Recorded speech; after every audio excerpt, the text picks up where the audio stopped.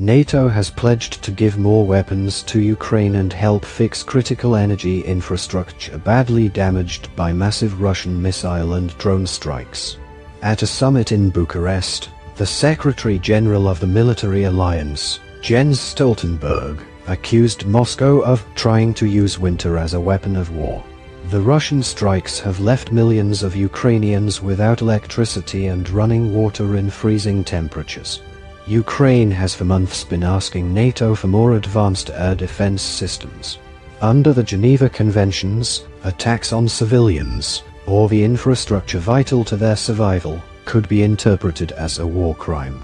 Earlier this week, Ukraine's Prosecutor General told the BBC that the Russian attacks amounted to genocide.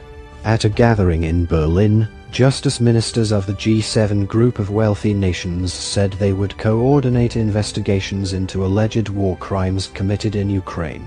Judicial examination of the atrocities committed in Ukraine will take years, perhaps even decades. But we will be well prepared and we will persist for as long as it takes, said German Justice Minister Marco Buschmann. Russian President Vladimir Putin, who ordered a full-scale invasion of Ukraine on the 24th of February, and other senior Kremlin officials deny the allegations that Russian troops are committing war crimes. In a separate development on Tuesday, Ukraine's First Lady Olena Zelenska told lawmakers in the UK Parliament in London that Ukrainians were going through a terror similar to that experienced by the UK in World War II, when Nazi Germany bombed cities in the Blitz. Victory is not the only thing we need justice, Mrs. Zelenska said, adding she came to you for justice, because it will lead to the end of this war. Speaking at the start of the two-day gathering of NATO foreign ministers in the Romanian capital, Mr. Stoltenberg said, Russia is actually failing on the battlefield. In response to that, they are now attacking civilian targets, cities, because they're not able to win territory. His words were echoed by UK Foreign Secretary James Cleverly, who said that Russia was aiming to freeze the Ukrainians into submission. Later on Tuesday, NATO issued a statement that said Russia's persistent attacks on Ukrainian civilian and energy grids were depriving millions of basic human services. NATO members would assist Ukraine in repairing its energy infrastructure and protecting people from missile attacks, the statement added. And appearing at a joint news conference with Ukrainian Foreign Minister Dmytro Kuleba, Mr. Stoltenberg said, We will stand by Ukraine as long as it takes, we will not back down. We realize that it is extremely important that President Putin is not able to win in Ukraine.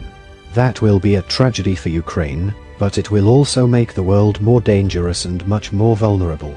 Meanwhile, Mr. Kuleba said that last time he met senior NATO officials his 3 words were weapons, weapons, weapons. Today I have 3 other words, which are faster, faster and faster. We appreciate what has been done, but the war still goes on. Decisions on weapons and production lines have to be made faster, Mr. Kuleba added. In Ukraine, energy workers across the country are continuing their daunting task of repairing power and water supplies to millions of people, amid warnings that Russia may be preparing a new wave of missile attacks. The country's power operator Ukrenergo said on Tuesday that 30% of the country's electricity needs were still currently not being met, and power rationing would continue. Winter is setting in Ukraine, with snow and sub-zero temperatures in many regions. There are fears that people across the country could die of hypothermia.